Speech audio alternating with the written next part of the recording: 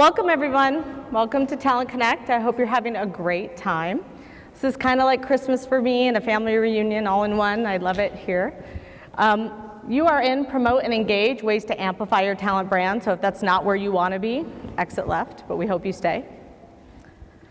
My name is Dina Medeiros. I've been with LinkedIn for a little over just coming up on 3 years. I work with our clients on their talent brand strategies and social strategies. I've been in the talent acquisition space for over 15 years. I love what I do every single day. And I'm really happy to be joined today by Stacey Zapar. Hi everybody, my name is Stacey Donovan Zapar. I do not work for LinkedIn. I actually have been a recruiter for the last 15 years or so, working for tech companies like Qualcomm, Gateway, and Intuit. I'm also the most connected woman on LinkedIn. I don't usually start with that, but in this context, I guess it's okay. I have a little over 40,000 first-level connections, and I believe LinkedIn's all about building relationships, networking, helping others, giving first, that kind of thing. I'm now the CEO of a company called Tenfold Social Training, where I train other recruiters to have the same successes that I've had using social media like LinkedIn, Facebook, Twitter, Google+, etc. I'm going to be the voice of the recruiter today, and Dina's going to be the voice of the corporate voice, if you will. And so we're going to come together and talk all about talent brand and ways to amplify that. So let's get started. So we're going to go over 3 things today. We're going to go over talent brand. What is your talent brand? We're going to go over content. What makes great content? Where do you find it? And we're going to talk about amplification. How do you get the word out? How do people know about your organization?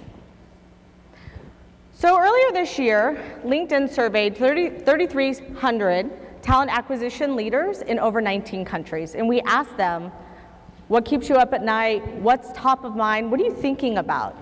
And you'll see that number 2 was employer branding. It's probably a lot of why you all are in this room.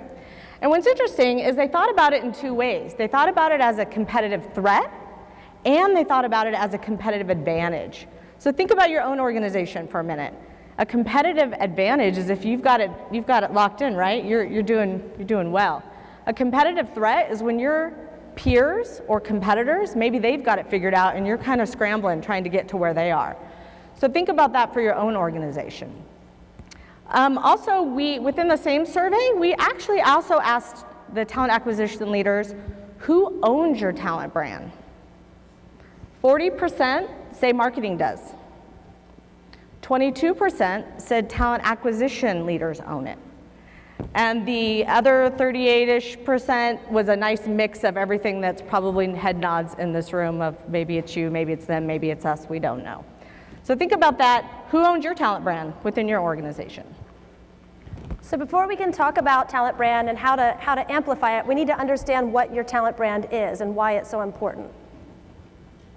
So when Dina and I were kind of coming together with ideas about what is talent brand, what is employer brand, what are the components, these are some of the words that kind of came to mind. This kind of word cloud of transparency, your reputation, what's it like to work at your company, what's word on the street, authenticity, your people. All these things kind of come together to form your talent brand. But at the end of the day, we thought it all boiled down to these 4 buckets.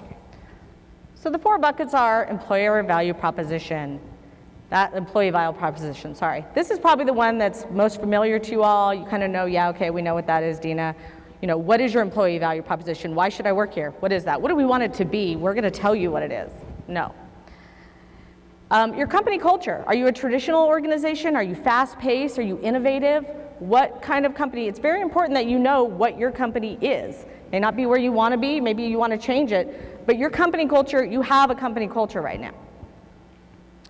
Your people, right? So your employees, yes, that's kind of an easy one.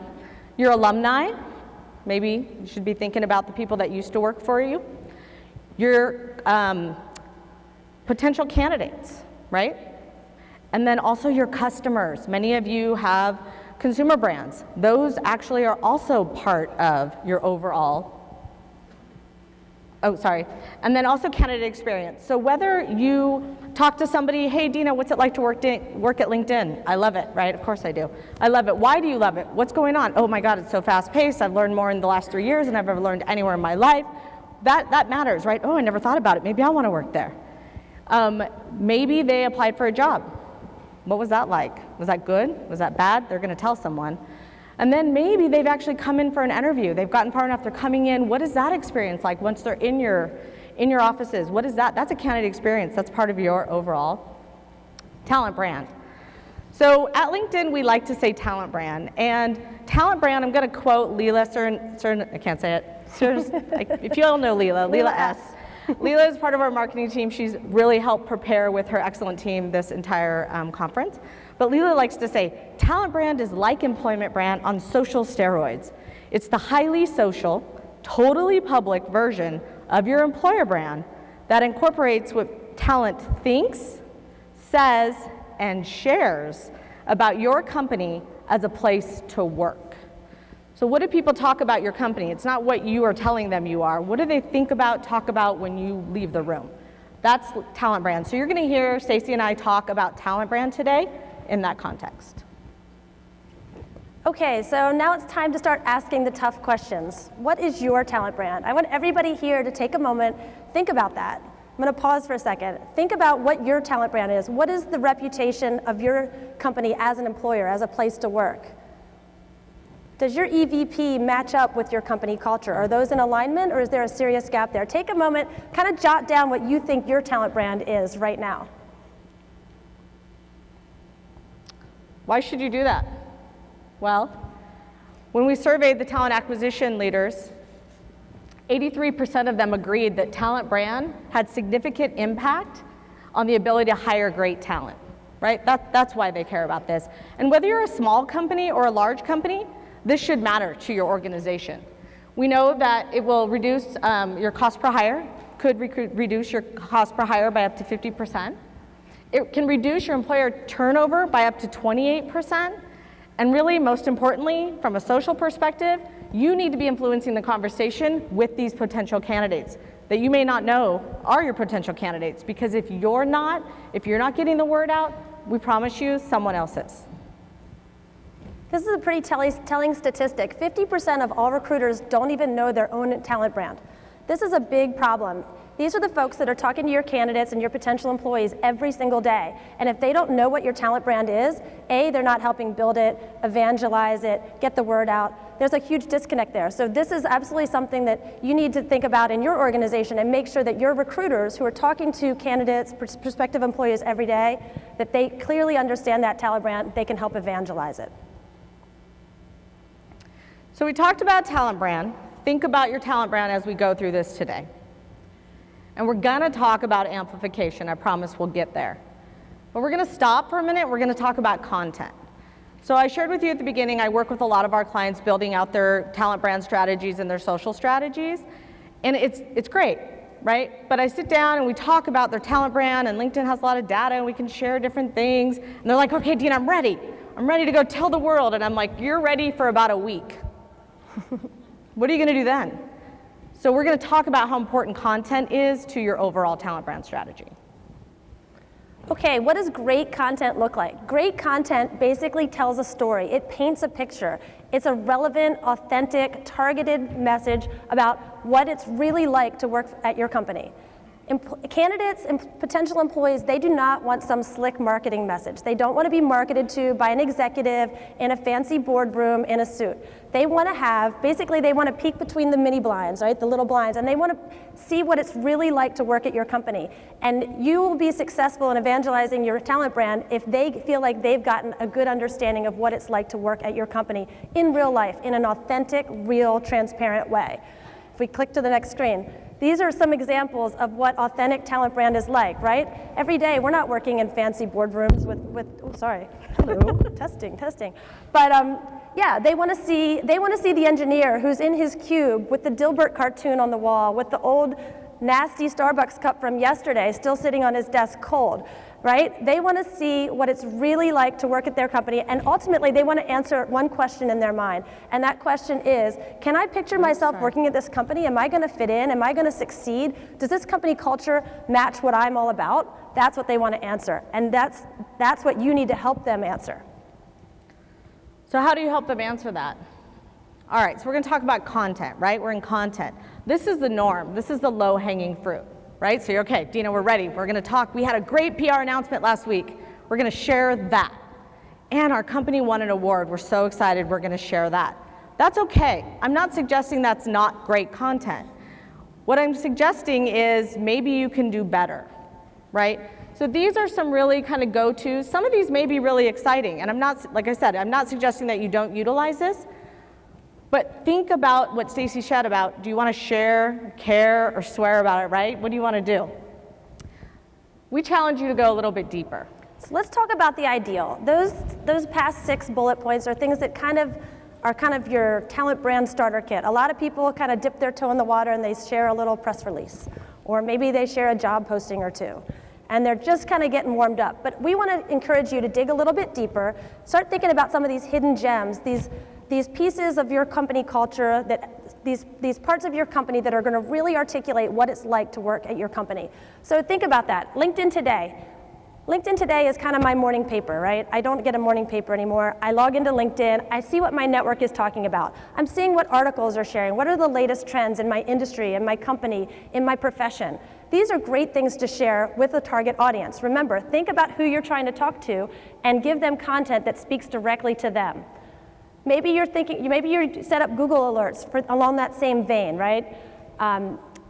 You're getting news about your industry, about that profession, about whatever it is. This is content that's coming to you that you can kind of sift through and very easily kind of pick and choose some things that you want to share with your audience. But you can also look at other things inside of the company. Maybe your hiring team has a blog, right? Maybe maybe there's pieces of humor that really articulate what it's like to work at your company. There are different things that you can utilize that will show and showcase what it's like to work at your company with your potential candidates. And again, be thinking real, be thinking authentic, be thinking transparent, be true to you. That's what's ultimately going to attract the right people who are going to be successful at your company and in your culture. And don't just stick with links, don't just stick with photos. Remember, there's video, the little orange symbol up there, there's photos, there's text. You can just share an update, it's words. These things do well as well. Maybe a link, maybe a slide share. All these different ways, all these different multimedia that can help paint a really interesting picture for your audience. But real quick, before we move off this slide, this is what we want you to really think about today and really start thinking at your company, what are some things that really would demonstrate to your audience what it's like to work at your company? Take a moment and think about videos that you might have or that you might make, or blogs that your team has. What are some things that really showcase what it's like to work at your company? Take a moment, jot down 2 or 3 things that automatically come to your mind that you might be able to take home and really chew on and start doing some real work with. At the end of the day, great content makes people want to share, care, or swear. I mean, what does that mean ultimately? That means that makes people want to do something. They feel something.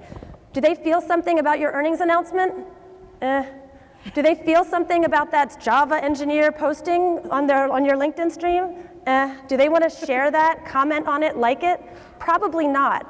Maybe your barometer should be, wow, this is going to get people active, engaging, liking, sharing, commenting. If you think that it's going to get people fired up and feeling something, anything, that's a good start. That's what your barometer should be. So as you're getting ready to post, think, well, this is really interesting to me, but is this really interesting to those engineers we're trying to target, or those nurses that we can't find? Okay, so be thinking about what's in it for them, what's going to get them excited before you share it. That's right. So we're going to show you a couple examples of what we think is good/great content. So I want you to meet Guy from Yahoo, and I'll let Guy speak for himself. My name's Guy Hepworth. I'm a senior product manager, and I've been with Yahoo since 2006. I effectively run a development team. My job is to focus on search mobile innovation. I want to work with the best people. I want the innovators. I want the scientists. I want the engineers.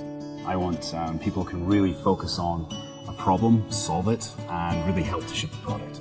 We have great content within Yahoo, and what we're doing is we're actually trying to just leverage this relationship with mobile to really deliver that content to users when they need it in the context of their day. I mean, if we can just slightly enhance someone's day, make something easier for them, that makes me happy. That's my end goal with anything that we build and deliver from Yahoo. So that's just one example. That example incorporates people, right? Check. That example incorporates a video. Check. What did you learn from Guy? You can imagine what it might be like to work at Yahoo. You also know what he does every day. You also know what he's looking for, what kind of people he might want to work with, and what they might be working on. And you might have even noticed he had a purple shirt on. I don't think that was by, that might have been on purpose. I'm not sure.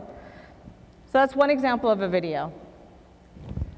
Back when I used to work for Qualcomm, we were very deliberate. Whenever an engineering candidate would come into interview, we would take them the long way to the interview room and be sure to walk down our patent hallway. And this is one example. The one in San Diego where I worked was a long hallway, floor to ceiling patents as long as you could see. And the candidates, the engineers, would walk down the hall with their jaws hanging open. They were so impressed by that because that really spoke to that audience. In a social world, we're now able to share that with all potential engineering candidates, not just the ones who come in and interview in person. Just last week, I was working with a much smaller client. They didn't have a big budget and a big recruiting team. The name of the company is Kisco Senior Living, and they have a bunch of different retirement communities around the country, and they have a very different target audience. They're trying to find nurses, caretakers, people who work in the facility who really care about the residents, the people that live there, and they have a heroes wall in their lobby, and you walk in and they have all the pictures of all the residents back in the day in Korea or World War II, and they've got their military uniforms on, and they're all so proud of it, and candidates come in to interview or people just come in to visit. It really gives everybody goosebumps, he said. It's a pretty amazing thing, and you can see it. And so even though these things are just two walls with things hanging up in them, they both speak to two very different audiences because they speak to the type of people that the company is trying to target and attract, right? So somebody who really cares about people and making a difference, and the histories involved, and that we're not just dealing with objects, we're real people's lives here. That's who they're trying to target, where the engineering, this is what they're, so what you can do, sorry, I'm getting a little wordy here. What you can do is think about things in your office that speak to your target audience, whether, again, you're looking for engineers, nurses, what have you. So think about your office space and how you can kind of, again, give those candidates a chance to peek between the blinds and see what it's really like and what really your company really values. All right, so we also talked about the hidden gems, right? So at LinkedIn, I work with our employer brand team. And I don't know if you guys know, but it's kind of hard to find engineers. So we actually talk about what kind of content can we share with them, right? What do they care about? We're doing the same thing you are. And I have to admit, while I was working with the team, we were talking about all different things, and somebody said, have you thought about the engineering blog? Departmental blogs, you guys. I was like, what? So I saw the LinkedIn engineering blog, and I was like, this is amazing, right? This is great examples written by engineers. What are they working on? What it's like to work at LinkedIn as an engineer. Hack Day projects, LinkedIn Labs. Each one of these is a piece of content, right? This is fabulous. So think about, take inventory. Look underneath little rocks in your office. Ask other people. I've been at LinkedIn 3 years. I just found out about this like 6 months ago, right? So ask. And then I got really curious, and I kind of started playing around a little bit.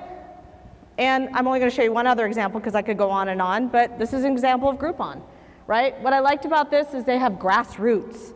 They're talking to their interns. They've also got engineering, go figure, who knew, right? So this is content that Groupon can leverage and that they can utilize and speak to their, what is their talent brand and why would someone care? Make it relevant, make it authentic.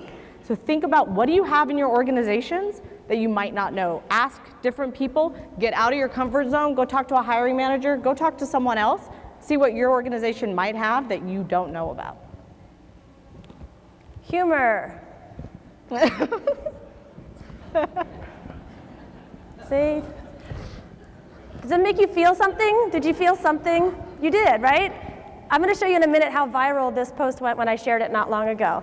But humor is a great way to kind of break it up, right? We've got all this serious content and industry news and the government, there's all this serious happening in the world. And LinkedIn is a professional site and there's a lot of business talk. Every once in a while, a little, whether it's on LinkedIn or some other social forum, every once in a while a little humor, a little levity can kind of break up things. And people are very apt to share this stuff. And so it can go out, can go out pretty far, far-reaching, and I'm going to follow up in a minute and tell you a little bit about that. But don't be afraid to use humor that, again, is very targeted and relevant to a particular audience.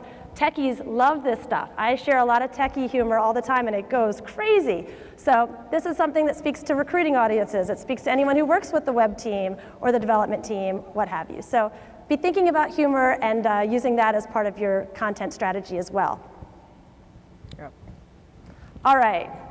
We've just shown you what great content looks like. Hopefully you've got some good ideas in your own mind now about what content looks like at your company and what types of things you can share. Before you can actually, well, now that we've got that great content, now it's time to talk about how we're going to amplify it. How are we going to get that message and that great content and that talent brand out to your target audience? Okay, this is Sony. Sony works for LinkedIn. She's an engineer. And this is a thing called an in-map. Every single person in this room can get their in-map from LinkedIn. It's a free thing. You can go to their website, and you can actually get a visualization of your LinkedIn network and get a little idea of what it looks like. So this little blue pocket over here, maybe these are Sony's fellow coworkers at LinkedIn. Maybe this little green pocket is everyone she worked with in her former employer. This little red pocket over here, maybe these are everyone that are part of her Java user group meetup that she meets with once a month. Again, all very interesting candidates. Down here, this is her undergrad, that's her study abroad program, et cetera, et cetera. So this is every time Sony likes, shares, comments, what have you, this update, whatever she liked or commented on or engaged with, gets pushed out to all these people, all these different pockets across the web and across her network. So be thinking about that. So while you think about that, who do you think Sony's connected to? Anyone want to guess? Hey. No, Stacy. You're right, she's connected to engineers. And guess what? LinkedIn has access to a little bit of data, so I thought I'd dig a little deeper and find out. LinkedIn engineers, this is just an example so you can understand your own organization and your own network. LinkedIn engineers are connected to 4 times as many engineers as the recruiting team that recruits for them. Why does that matter? It matters because everything that Sony touches, every great piece of content we give her, she likes it, she likes that, goes out to all of her people, right? So think about your own organization, marketing, nurse practitioner, people are connected to like people. This is the gold. Pay attention to the gold. All right, so we're gonna start with LinkedIn. You're at a LinkedIn conference, start there. So amplification, so we're gonna start with the LinkedIn company page. Every organization has a LinkedIn company page, okay? You have access to it. This is your hub on LinkedIn. This is the first place that people are gonna go if they're researching your organization. This is where they're gonna start, okay? So when you think about, when you think about it, think about what does it look like to you? Is your talent brand represented? Is your look and feel right? This is where, when you do status updates, which we're going to talk about in a minute, this is where they're also going to live. This is also where people can follow your organization. Every organization has followers. If you have 15, you have 500, you could have 1 million. What is a follower? A follower is somebody that raises their hand and says, yes, I want more information on your company. I want to stay up to date. Why are they following you? I don't know. Maybe they want to work for you. Maybe their cousin works there. Maybe they own your stock, right? Maybe they love your product. They want to do that, and they thought, oh my gosh, I never thought about working there. This is one of the areas where you can start to acquire followers. And then also how you're connected. This is where LinkedIn populates who that person, that visitor, they're not a candidate at this point, they're just a visitor. This is where they can say, oh, I didn't know Stacy worked there, and off we go into the ecosystem. So this is a LinkedIn company page. Let's talk about the LinkedIn career page. This is your opportunity to create an amazing experience for potential candidates, okay? So however they got here, and there is a whole host of ways that they could end up on this page, but however they got there, this is your opportunity as an organization to tailor your messaging to them. So this is Expedia. They do an amazing job with their career pages.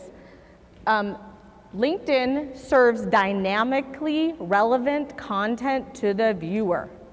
So I'm going to stop and let you all think about this. If you were all software developers and you went to look at Expedia's career page, this is what you would see. If you were all marketers and you went to Expedia's career page, you would see a different picture. You would see a different video. You would see different quotes on what it's like to work there. And the jobs are also dynamic. So this is part of your talent brand. This is your opportunity to tell people, because if not, someone else is, what's it like to work there? Give them a little peek. Think about it. This is also where you can acquire followers. So both pages, members can begin to follow your organization. The other thing I want to point out, some of you may know this, some of you may not. This is relatively new. Our jobs on LinkedIn now, once you read a job, when you get to the bottom, we now connect your career page, your relevant career page, to that job description.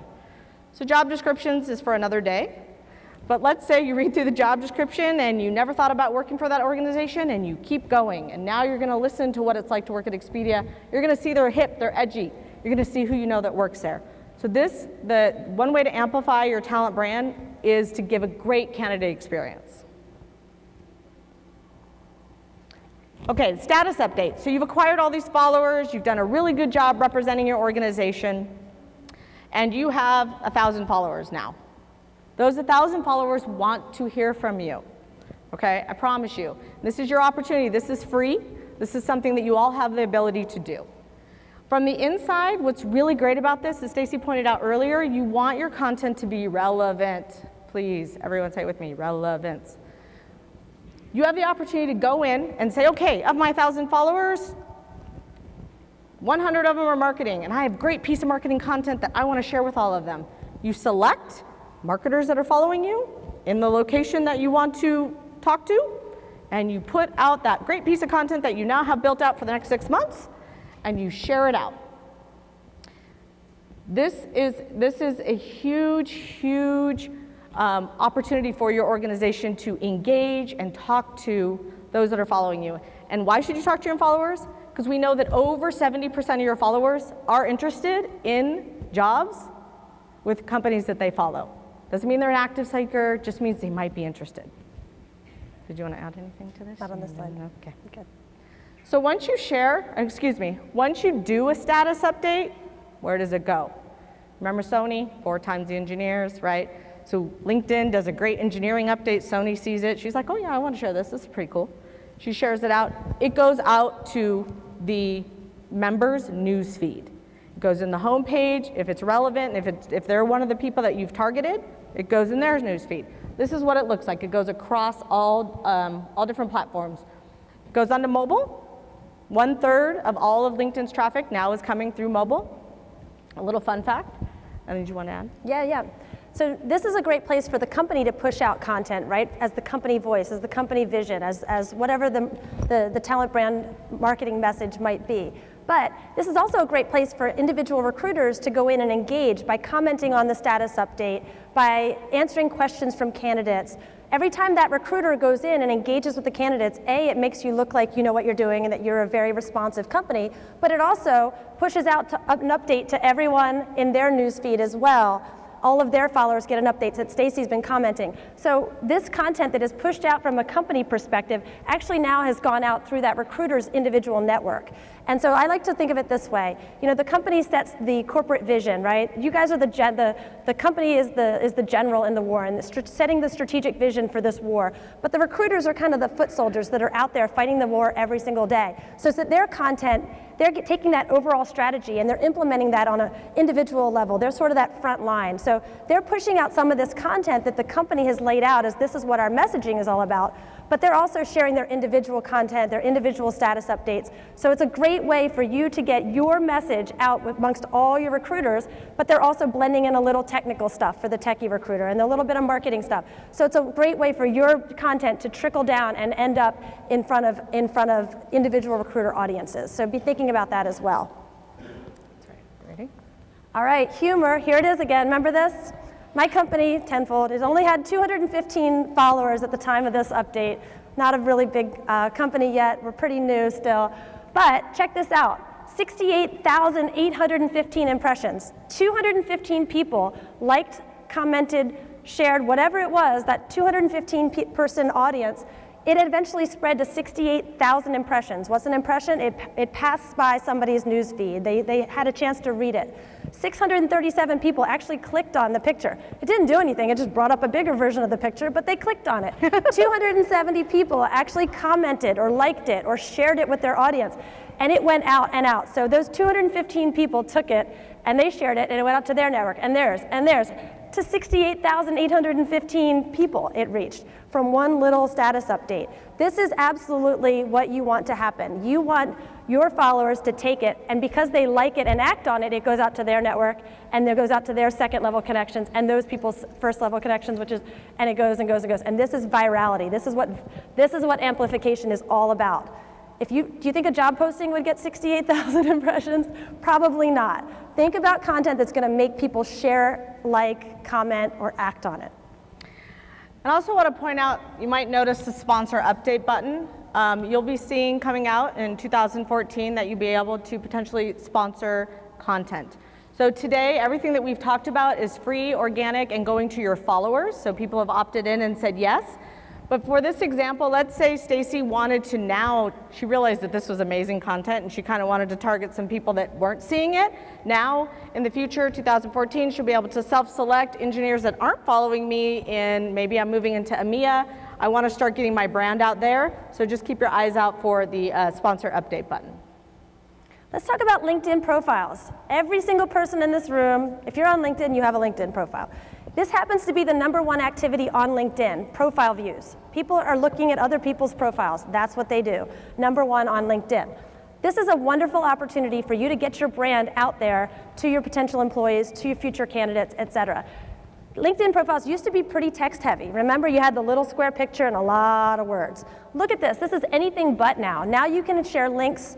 You can do screenshots. You can push out a link to your careers page. Maybe your recruiters are pushing out a little bit of their personal blog, but they're also got a link back to the careers page. Maybe they have a link back to the engineering blog because they recruit for engineers.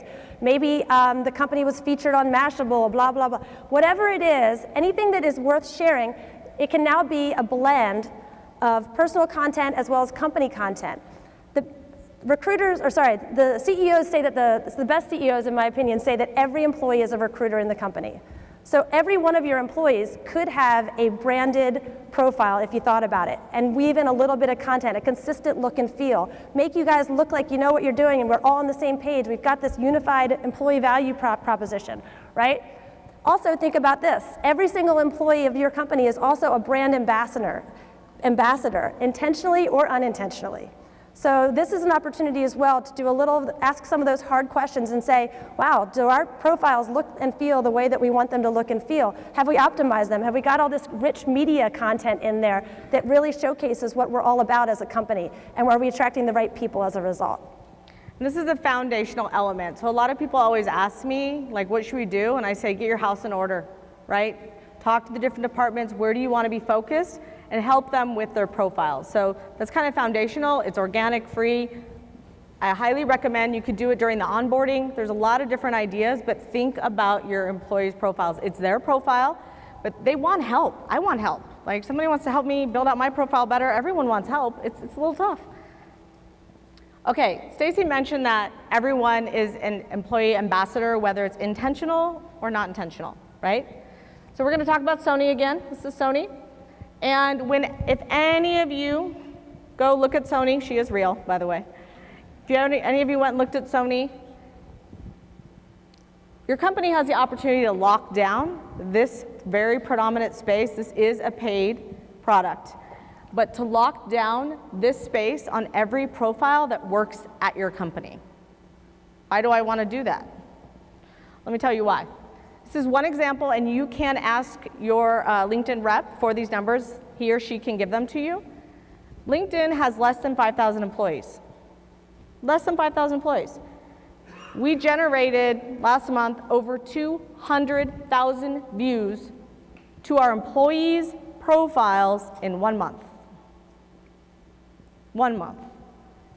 So intentional or unintentional, she's a brand ambassador, and guess what? From a corporate standpoint, I'm going to leverage that. I want every eyeball, that every engineer that's coming to hang out with Sony, I want them to see, hey, come work at LinkedIn. You can do the same for your organization. Let's go a step further. What about internally? LinkedIn's growing like crazy. I don't know half the people I work with. So I'll get a meeting invite and we go, who's that? I would go on LinkedIn and I look. Well, guess what? You have the opportunity to also lock this down from an internal standpoint. Internal, retention. Talk about your talent brand internally, you guys. This isn't just amplifying out, it's you gotta look inside as well. So for example, when I look at Sony's, this is one example that we have running. Our LinkedIn for Good Foundation presents the Innovation and Transformation Grant. LinkedIn has an opportunity for me to submit something, and if they like it, I am now sponsored and I can go do my own transformation grant. I forget sometimes, I'm like, oh yeah, that's great. Or we have speakers, that's great. So maybe your organization, maybe you just acquired a company, you want to start building the brand. Maybe you have a new location in EMEA, and you're like, hey you guys, we're in EMEA, don't forget. Whatever it is. So this view, just to level set, over 30,000 views a month of us looking at us. So I know for a fact, for many of the clients that I've worked with and a lot of meetings I've been in, you all have your intranets, that's great, I highly recommend you have them, but LinkedIn is still a place that your own employees are looking at your own employees. They want to know a little bit more where they come from. All right, groups, talk nerdy to me. Groups are a great way as well for you to get your talent brand out there. They're a free resource aside from the time that you need to invest in creating them and engaging with your candidates there. But some companies actually have the time and the resources. They're large enough that they could have their own careers group. Back when I worked at Intuit, we did have a careers group, and we went in there, the recruiters were talking to candidates, the candidates were talking to recruiters, the candidates were talking to each other, the techies would come in and chime in. It was a really great thing. Large companies may have the resources to do this. Intel, for instance, they're targeting students and interns. They're talking about, they're running contests, they're getting good engagement. They've got 32 comments on this one thread. They're speaking in a very relevant way to their audience because their audience is students, and contests resonate with that audience. If you don't have a big budget and the time and resources, and you're not a giant company, and you can't necessarily create a whole group for your careers department, maybe your individual recruiters, your individual employees, the hiring team members, they can actually go out and join regular groups on LinkedIn, and they can engage with people there. They can share status updates, they can like, they can comment. They can establish themselves as an expert in their field and someone who's really passionate about the work that they're doing and attract candidates that way. They're still impacting your brand in a real relevant way. And again, this is a free resource. This is something that just takes a few minutes to go in there, and I don't recommend that you go into all 50 groups and post something every day. We'd all get sucked into all sorts of distractions. But maybe you pick 2 or 3 groups that are really relevant to your audience, and you go in there and you engage and you share some relevant content. It's a nice, easy way to have an impact. Okay. That was LinkedIn. Of course, we're not here, we would be remiss if we didn't talk about other social channels as well, right? There are other social platforms, and different candidates are hanging out in different places, and it's your job to think about who your target audience is, your target candidates are, and where they're hanging out, right? So maybe it's Pinterest, maybe it's Twitter, maybe Facebook.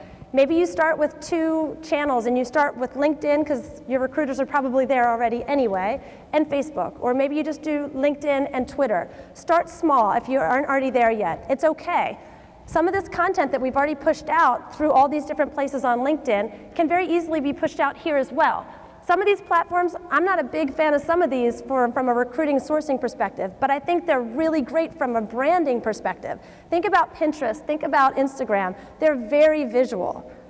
There's video involved in some of this. This is a great way for you to tell a story and give those candidates that peek between the blinds to see what it's really like to work at your company. Maybe you don't have a big budget like Yahoo did to do that fancy, slick video with the product manager. Maybe you have an iPhone and you go into your war room where your engineers are whiteboarding like crazy. You know what? That engineer isn't going to care one bit. They're going to see you guys talking, and you're talking to the employees. They're seeing the whiteboarding. It's going to be all right. You don't necessarily need to have these big budgets. But all these great platforms are different ways for you to push that same content that you've already found out to your audience and to promote your talent brand. Maybe you create a sample content calendar. Obviously, this one would be for a fairly small company who's just getting started. I like to recommend to folks, take 20 minutes on a Sunday night. You're already kind of in work mood anyway. You might have had the Sunday blues that afternoon, but you're thinking about it a little bit. Maybe you take 20 or 30 minutes, read through some of your Google alerts, look through your LinkedIn Today stream, read some articles on Mashable or TechCrunch or where have you, and start thinking about what you're going to push out that week. Maybe you start thinking about that internal content, some of those hidden gems that we talked about, things that are specific to your company. Plan out your calendar. Maybe you use automation software like Hootsuite or TweetDeck or something. Maybe you just put it on your actual Outlook calendar. Okay, at this time on this day, I'm going to share this update. You don't have to be fancy. You might not have a giant team. You might not have a social recruiting team that has the resources and the budget and the time to push all this out. Start small, but put it on your calendar. We all know as recruiting people, recruiting teams, we're busy. And if we don't put it on our calendar, it probably isn't going to get done. So take some time to carve some time out. Maybe you can do it all in under 90 minutes a week. Maybe it's going to take a little more. Maybe some companies are going to do really well on Facebook and some aren't. Think about what's going to work for you and devote your time and energy there. And when it comes to that's all right. Sorry? I was going to add something really quick. Oh, you can go add something. Go for it. Yeah. So one thing to think about, or one thing that I've come across a lot is you say, well, I don't own the content calendar. You can go to marketing and say, hi, can I get on your content calendar? Make sure that you get involved as talent acquisition leaders. You have a voice, so do that. The other thing that I've started to see clients do is if you have a big hiring push, let's say you've got to hire 90 salespeople in 90 days. You can get on the content calendar and say, hey, we're going to be doing this great push. Can you support us? We know that you can do a status update on LinkedIn or wherever else you're doing it. Can you support us? We need this to go out the first week in March. So you as decision makers, why do you're not in there, you're not in the weeds, you're recruiters, whether, hopefully they adopt something like this. But from a corporate standpoint, just at least those big initiatives, go make sure you're on the content calendar and that your message is being supported from your talent acquisition needs. And one thing I should mention as well, notice that Engage goes across the week, every weekday. There's nothing worse than a candidate who goes out and applies for a position, they try to engage with the company, they ask a question, they're like, oh, what about your benefits? What about this? Oh, what? And they get crickets response. There is nothing worse. If nothing else, block some time every day before you log off and kind of as a catch-all to make sure you're answering these questions that are out there on social. Show that you're responsive to your candidates. They're the ones that are interested in working for your company. Don't ignore them. This is definitely ties right into candidate experience. Okay. How do you do this? How can you get everybody involved? How can you get the recruiters involved? How can you get the hiring manager and the hiring team involved? How can you get folks liking, sharing, commenting? Maybe you need to incentivize them, right? Maybe you run a little contest, make it fun. Maybe you tie it into their performance review and their KPIs. You need to make sure that you're doing these things. Maybe you do a weekly shout out. Hey, Stacy had the most retweets this week. She gets to leave work at 3 on Friday, or whatever it is. Starbucks gift cards, I don't know. But yeah, find ways to make it fun, because at the end of the day, if it feels like work and it's dry and it's hard, it's going to come through, right? Make it fun. It's social. Be social. I always tell people, don't do social. Be social. And you'll have a much greater ROI, I think.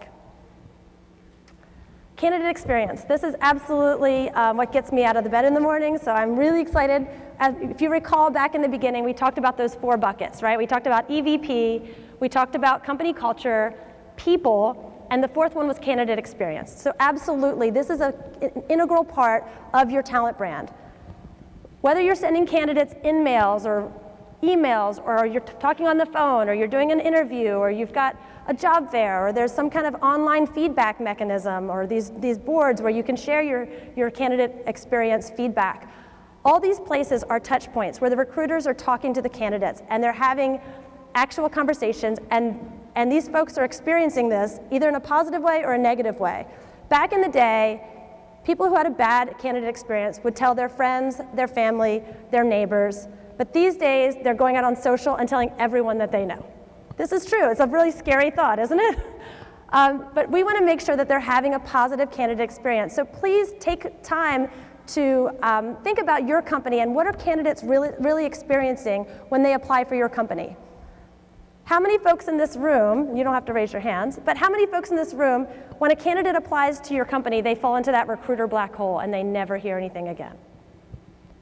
A lot, probably, right? I mean, these are hard things. I know this is hard. These are hard questions, and we're all really busy. I'm not talking about that automated response. It's thank you for applying for Acme Company. Don't reply to this email. This is an unmanned inbox. Don't call us. We'll call you, right? With today's technology, there are really simple ways that an actual recruiter with a living, breathing pulse can respond to everyone who's applied through technology and say, hey, thanks so much for applying. I'm sorry, at this time we've decided to promote someone from within or hire an employee referral, but we should totally stay in touch on LinkedIn. Here's my link to my LinkedIn page. Let's stay in touch. I'll help you any way I can if you want to network or what. I used to send these messages to every single candidate when they applied to my company and sign them off that way. That's how my network got really big, really fast, but it also got really deep and really niche. Because when one person got hired, 250 people who didn't get the job suddenly joined my LinkedIn network, and I have a really rich, deep candidate pool, and I've offered to help them and help them network to find their job. And now when I need something, 20 million people respond and want to help me because I've offered to help them in the past. These are really strategic things that you can do. Sorry, I'm getting off topic a little bit. Sorry. How many people here have actually applied for a job at your own company lately? 40 pages of clicking and pasting and attaching and still fill in all the fields too, and oh my gosh, it crashed and it didn't save my work. These are not best practices. How many people, what's another example? How many people give feedback once a week to all your candidates who are in the pipeline, even if the news is there is no news? These are all absolutely best practices from a candidate experience perspective, and they absolutely affect your reputation, your word on the street, and your candidate experience, and ultimately your talent brand. That's right. All right, I'll shut up now. All right, how do you know if your talent brand strategy is working? A lot of blank faces. I don't know. You're not alone. Only 1/3 of talent acquisition leaders say that they constantly measure their talent brand. It's hard. So last year, LinkedIn introduced Talent Brand Index. Raise your hand if you know what Talent Brand Index is. Good? Good? Oh, that's great. That's really good. Talent Brand Index is what people think about your place, your company as a place to work, right? How aware are they of your organization? So we measure Talent Brand Index. This is on LinkedIn. This is a LinkedIn benchmark for you. We measure it through reach and engagement, right? So reach is measured by viewing members, LinkedIn members, viewing your employees' profiles and connecting with your employees, okay? That's reach. Viewing your employees' profiles and connecting with your employees. That's reach, okay? Engagement, we go a little bit deeper, and that's engaging with your jobs. Are LinkedIn members, just people, are they engaging with your jobs? Are they following your company? Or have they researched your company? So it's not all three, it's one of those, right? And we take those and we divide them out, and we come out with a number. It's called your Talent Brand Index. Talent Brand Index, as I mentioned, is how attractive you are to prospective candidates, right? This number means nothing to any of you, does it? You're like, great, Dina, great, I have a great number. 23, woo! It matters when we benchmark you against your peers. So all of you have the ability to ask your LinkedIn sales representative for this, and we'll give you your number. This is fictitious, right? But let's say your company is the blue bar. You're 23%. You're like, all right, I'm doing pretty good. That's good, it's a good place to start. Well, we can also talk about this number based on location. So maybe you're moving into Asia Pac. Is your brand strong in Asia Pac? I don't know, we can tell you. Against your peers, we can tell you, yes, your brand is strong in Asia Pac, but you're not doing so good in EMEA. You might want to focus over here on EMEA. You might want to put some of this content, talent brand strategy to work. You can also do it based on function. Remember the 90 salespeople in 90 days that somebody dropped on your desk and said, go. What's our talent brand from a sales organization? We can give you that number against your peers. Do people want to work at your company in sales, or do they want to work at their company in sales? Why? So this number is a benchmark for you to use in conjunction with any other benchmarks. It's not a sole standalone, but it's a really great place to start based on how people are engaging with your organization. Okay, that's Talent Brand Index. All right, guys, we talked about talent brand, what it is, why it's important. We talked about content. what good content, what great content looks like, hopefully spark some ideas in your mind about what that looks like for your company. And we also talked about ways to amplify your brand on LinkedIn, other social channels, et cetera. So hopefully you've got some great ideas, some actionable items that you can take with you today, take home with you, and make a real difference and get your talent brand out to your target candidates as well. So we're open for any Q&A if you guys have any questions. There's a microphone up front. If you have any questions, feel free to come up. If you want to ask them after the session, Stacy and I will stand around a little bit and answer any questions that we can. Does anybody have any questions? You want to come on up? Yeah, come on up. There's a mic here, so yeah. Oh, come on up. We'll do it Donahue style. Yeah. Am I showing my age right now? Part of the fear of responding and communicating with candidates is there's some that you'd love to interact with, and there's lots that you'd don't prefer want. not to. You know, the person who applies to every position and then follows up every 2 or 3 days. Do you have any suggestions I about how recommend to those manage people that are, the question was, I guess you guys probably heard it, but what do you do about, there's some candidates you're happy to respond to and then some that are kind of that squeaky wheel that you're not so excited to respond to. I recommend just kind of responding publicly, saying, hey, let's take this offline. Here's my email address. And that way, if they keep coming back, the onus is, it kind of reflects more poorly on them. At least you're being responsive, and you can take those conversations offline. But yeah, some people are going to be naysayers. They're going to, not always say positive things about your company on social. This is absolutely a reality, and it happens. But all you can do, the best thing you can do is just address it and directly address it, comment on it, reinforce your talent brand that you know and your heart that is a reflection of your brand. And I've read online several times now in different places that companies or people actually have more respect for a company that goes through something negative online and actually addresses it than a company that never went through something negative in the first place. So it's just kind of an interesting, this isn't exactly what your question is, but yeah, no. There are some candidates who think Yeah. lots of volume, frequent, following up all the time is the way that they're going to. So On once you social address or them- just yeah. offline? On social or offline? On social or offline? You mean through email Public- or on social channels? Yeah. Yeah. Yeah. No. All right. No, that's what I'm saying. I would say take it offline and then have that conversation offline. I wouldn't respond every single time. And once you've addressed it once, I think it's safe from Right. a That talent was- brand that's perspective, it, if right, that's that's what you're right. saying is now they're a candidate. And once you've addressed them once, you've addressed them. You've given them your time. And I would also educate your whole team to do the same, right? So you all want to be marching to the same orders and how we are going to handle our candidates. Let's all do it pretty similar. Of course, you have your magic touch, of course. Yeah. But I other would just than be that- consistent in that messaging because, yeah. Thank you. I had a question about how to persuade recruiters to invest the time to have any kind of touch or positive candidate experience for that volume of candidates. You were talking about, replying to them, inviting them to stay connected. I did the quick math based on the volume of how many recs and candidates my recruiters have. I'd be asking them to work another 7 or 8 hours a week to pull that off. Do it. So how do you convince them that there's an ROI on that time and something else will go away and get better somehow, instead of just asking them to work more hours, which is what they're going to Why respond with? Yeah, no, that's a great point. I mean, I think you point them to success stories, of course, but branding is something that attracts people to your company, right? And if good talent is coming to you and they're coming your way and you're not having to always dig and dig and dig, there is ROI in that. So being social is having two-way conversations with candidates.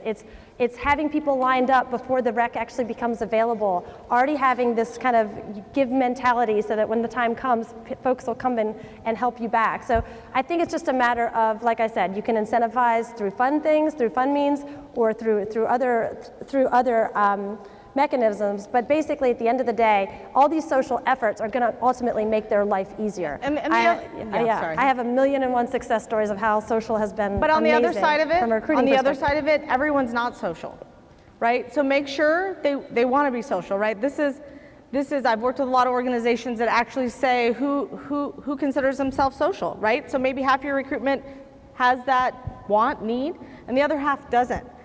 Make it something they want to do. We're not suggesting that you shove it down their throat, but a lot of people, when asked, they're like, me? Like, I get to be my brand ambassador? Like, I get to be the face? Yeah, you. So maybe their success, maybe you team them up with somebody who's not so social, maybe they're scared, maybe it's an education component, right? So maybe take the time to educate your recruiters, but we're not suggesting that every recruiter is gonna do everything that we shared today, but in my experience, when you ask them, you get 50-50, right? And those 50% are better than what you're doing now, right? They're gonna leverage, yeah. And maybe they're not doing content curation and pushing it out. Maybe they're just the likers and the sharers and the commenters, right? Right. There's They're in the different levels of social activity as well. Thanks. Hi. So I want to talk about going back to the career pages, talking about how it's the hub where candidates go and information is there. For a small, I'm with a very small company, very limited resources. We don't really have a marketing team that can help us with our branding. What does LinkedIn have to offer to help us build that? So I think that's probably, to build out that branding on that page. And then also, do you have a recommendation between silver, gold, platinum? I know you have different levels of your pages. Does it matter? Do we start with something, or do you really suggest that we go with like the gold or the platinum, because it does have the multi-level where it's talking to different candidates? So her question was about the career pages. There's different levels of the career pages that show different views, right? And so 2 questions, I guess. One is, can LinkedIn help me create the content? We can certainly go over best practices with you. We work with a lot of clients that do it really, really well. We can point you to other pages within your industry, your same size, and say, look what they did, right? It gives you a nice benchmark. So we can walk you through that, so absolutely. Secondly, what level of career page do you need? It depends on your company, right? So if you're in a small organization, it depends on if you have sales and engineering, and these are really 2 very, very important, you probably want to have the ability to have those 2 and then a general page, right? We've got that, I'm an airline pilot and I don't fit into either one of these, where do I go, right? You go to the generic. So really that's very, very, it's not personal, but it's based on your company's, how it's set up and what you want to do. I will say, to have a career page straight up, yes, you want. So the company page is your hub, and it's great, and a lot of people utilize it, and they should, and it gets a lot of traffic, and you can direct people from there. That's beautiful. But the career page, people are expecting, they're on LinkedIn doing research about you, and if you're lucky enough for them to pop over to your career page, you better optimize their eyeballs while you have them, right? So depends on how much, I would say what kind of candidate experience you want to give and where your company is. So it's kind of a unique situation for each company, but we're happy to talk to you about that. Anyone else? All right, we're great. Well, thank you so much for coming. Thank you guys We really, for really coming. appreciate it, and have a great rest of the day.